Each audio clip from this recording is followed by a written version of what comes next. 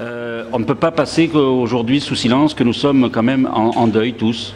Et est-ce que vous l'avez pris comme ça aussi? C'est une journée de deuil national, on est jeudi, hein, faut bien expliquer c'était hier, l'attaque a eu lieu hier. Aujourd'hui c'est un jour de deuil national, ça veut dire ce que ça veut dire. Hein, voilà, ça donne l'importance de la tragédie et l'importance que chacun d'entre nous doit, j'espère, se rassembler. Quoi, hein, il va y avoir des manifestations, il va y avoir des événements, tout ça. J'expliquais tout à l'heure à l'un de vos collègues, voilà, la manière dont j'avais vécu moi, cette histoire, ce drame, parce qu'on a tous, c'est comme le 11 septembre, on se souvient tous de l'endroit où on était, de comment on a vécu ça. Je crois qu'on l'a vécu à peu près de la même manière, quoi, une espèce de manière hébétée, de manière ahurie, qu'est-ce qui se passe, que se passe-t-il, et voilà. Aujourd'hui, ça fait déjà, c'était hier, donc là, en plus on doit faire le job. À un moment donné, en plus hier soir, je faisais une émission avec Drucker, on parlait du film, c'était au moment où ça venait d'arriver, avec Drucker, à la fin Drucker il dit voilà, on va pas vous cacher, on a fait le job, mais on avait la tête ailleurs. Et c'est vrai qu'on a la tête ailleurs, quoi. On a la tête ailleurs. Mais... En tout cas, ce qui était beau hier soir, c'était les rassemblements spontanés qui ont eu lieu. Parce que là, ça va être préparé. Ouais, hein, oui, vous avez raison. Là, ça va être préparé dimanche. Ils ont annoncé un grand rassemblement à Paris. Je pense qu'il va y en avoir un peu partout. Mais c'est vrai que tout d'un coup, ce qui s'est passé hier, bah oui, mais vous n'imaginez pas l'émotion que ça.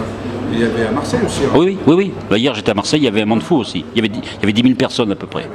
Tu vois, c'est à la hauteur du choc qu'on a eu, qu'on a reçu.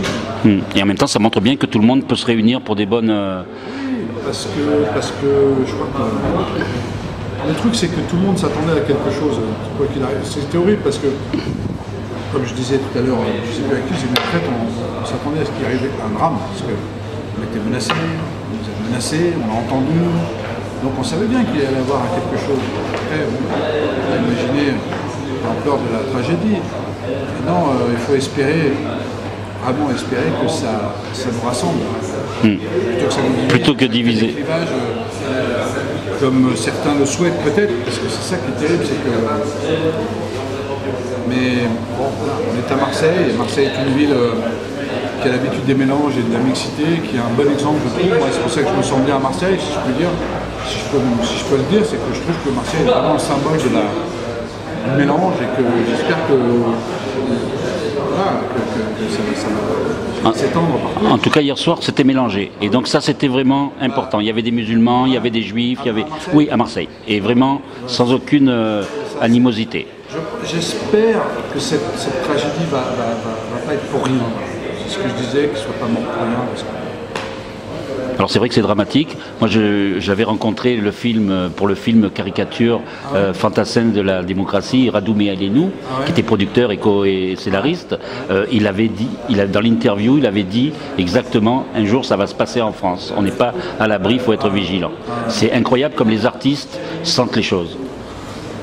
C'est-à-dire que quand on voyage beaucoup, quand on essaie de s'informer, de savoir ce qu'on se dit les uns les autres, ce qui se dit dans les autres pays aussi, c'est que la France fait partie de ces pays qui, par rapport à leur engagement